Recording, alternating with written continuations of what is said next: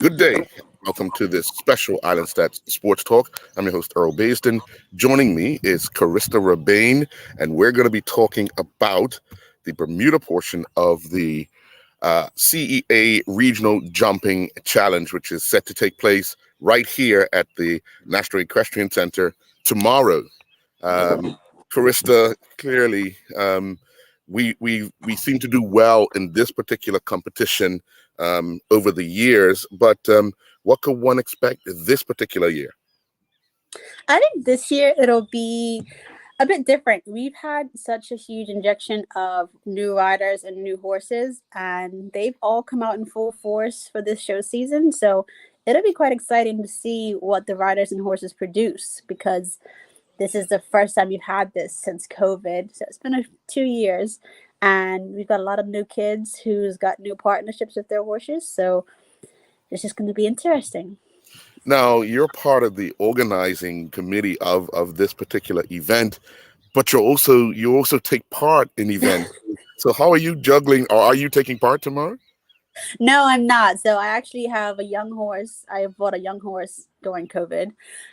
So I'm taking my time with her. So because I'm on the organizing side, I decided not to enter her for this show. But next season, she'll definitely be in the mix. Yeah. So we know this particular event is a regional event. Jamaica, Barbados, Cayman Islands, others. What do you think this year the scores are going to have to be to finish first or even in the top half of the group? I don't know. See, that's really hard because locally, COVID did a really good thing for our sport, and we had a huge injection of horses and kids that got into riding because it was one of those outdoor sports that you could do, So we've got such a new mix-up, and I'm not sure what the other countries experienced during COVID, if they experienced the same, increase in riders and horses or not. But I don't know. That's kind of the exciting part. Like, just seeing how well we can do, because our kids here, they've been strong and they've been good, and we always do really well. So it's kind of like maybe we will stay on top a little bit, but the other countries could have also had the same injections we had. Sure. And then when we talk about what one would be able to see here, starting at 9:30, where the jumping actually starts, what could one expect if they were to come by the National Equestrian Center tomorrow? Well, if you come by, one of the biggest things you'll see is just youth getting involved in sports. That's one of the biggest things. I know our entries, you've got a lot of kids that are excited because a lot of kids have moved up in heights. So This is kind of one of their first big championship events for the season. So you're going to see a lot of eager kids, a lot of strong rides, a lot of excitement, a little bit of speed. Now, it's competition over 2 rounds. So the first one's a little bit more conservative, and then the second one's a little bit more got to go for it. So it'll be exciting. Yeah. Now, we've seen a lot of aggression over the years, especially in this competition and in other competitions here at the Equestrian Center. But when you start talking about the second round, that's when you start to go for it. Is that when you see all the aggression come out? Yeah. So in the first round, you kind of just feel the course out. Your goal is to get clear. So you want to ride as technical and specific as you can to make sure, you don't knock a rail or get a time fault. But then in the second round, you're confident in the course. You kind of know what your horse is going to do and the strides and the distances. So you can kind of say how fast you're going to go. Maybe you're going to go so fast you'll shorten up the distance between 2 jumps, and that's always exciting. Or maybe you might take an inside turn that some other riders didn't do. So the second round's going to be the one where you're kind of like, oh, like what are they going to do, and a little bit more wide open. So time wise, we're looking at the first round to be completed at around about what time? Roughly what time? So because it's a 3-class competition, the first round should be over maybe by 10:30, I would think. Okay, so roughly about an hour? Yeah, roughly an hour. Okay. And then the second round starts immediately after, or is there a break? No, it's going to be pretty immediately afterwards. The break might only be about 10 minutes. And then, of course, what are the heights we're jumping at in the 3 classes? So for these 3 classes, we have 0.75 meters. And then we have 0.85 meters and 0.95 meters. Okay. It should be very competitive in that class. Sure. Sure. And what's the numbers looking like in each class, roughly? So for each class, we have about 5 to 6 in each class. Okay. Okay. Yeah. Now, I did see you 2 weeks ago on your young horse, going, going through your paces. How patient, when one gets a new horse, how patient must they be in order for that bond to really grow? Because if you're trying to push the horse and it's not ready, you can actually break that bond really quick, can't you? Yeah. One of the biggest things the young horses I find is their like their morale, so their confidence, their attitude. If you go too fast and push too hard, you get a horse that doesn't really know what they're doing. They're kind of just going because you've told them to, and they're honest. A lot of times horses are pretty honest.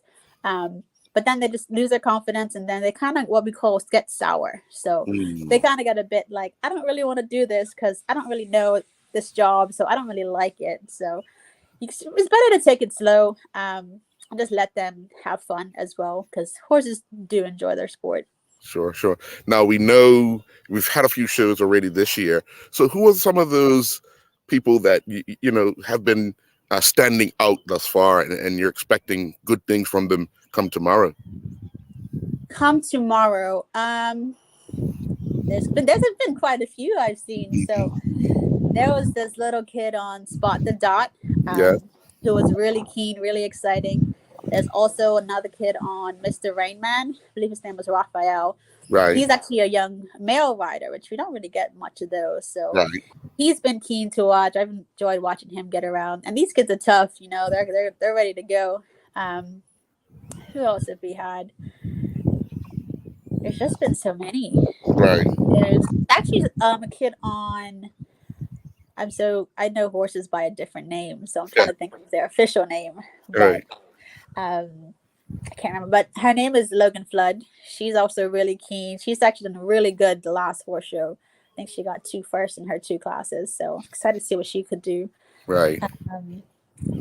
But yeah, it's a lot of kids that have moved up from, you know, kind of like crossrail heights to now Right. actually jumping jumps of more substance. So I'm sure they'll be a little nervous, but they've had such a good season so far. Yeah. Well, as you can tell, I'm here at the National Equestrian Center, and things already started to get ready for it. So when you start seeing the transformation, does that kind of get you excited? Oh yeah, I mean, I'll be down there this afternoon setting up the course with our helpers and our organizing committee. So once you get down there and we kind of pull the pose out, it's kind of like your head is down and you're just in the game after that, even until tomorrow morning when we show up to continue to set up. Sure. It's just straight ahead. Yeah. Now, Ian Truen is the course designer, but for these events, is it the same course throughout the Caribbean, or is it you can have your Yeah. So the CEA course is actually designed by Heidi Mello. Right. So she is actually our Bermuda official FEI. She's got a ton of FEI, which is very prestigious accomplishments, and she's also the CEA president. So she has designed the courses. She's actually on island, so she'll be around, which will be exciting. But she designed the courses for the CEA challenge, and then unfortunately Ian is not available this weekend. He's out of commission, so we have Heidi designing the courses for our second half of the day, which is our support classes. So it's Heidi's doings all day. Oh, well, how great is that the president, the designer, is actually on island to actually design the course that she's designed to make it. It's a bit of pressure if you think about it, because she's gonna be there like, what are you doing? But it's gonna be nice. I'm glad well, she loves that. She loves that. Yeah. I'm glad she's here to oversee it all. Sure. Well, again, we started the actual jumping starts at 9:30 tomorrow, right here at the National Equestrian Center. What's some of the other members of the organizing committee that have helped to put this together? We have Debbie Butterfield, Roseanne and Jim Michelson, Keisha Smith. There's another one, and Marshalita Toda. Okay. And we also have Ann Cherry, who's been our secretary for this show. Sure. Well, I guess we'll see you tomorrow. Yeah. Hopefully the weather cooperates and we have some good results for the kids here at the National Equestrian Center. Most definitely. Now we've got the hospitality tent for our sponsors because they really help to make this show happen. And we also have food available and just a lot of small things going around as well in case you want to spectate outside of horses. Sure. Well, Carissa, I'll see you tomorrow. Sounds good. Thank you. All right. Enjoy the rest of your day. You as well. Okay. Bye-bye. Bye.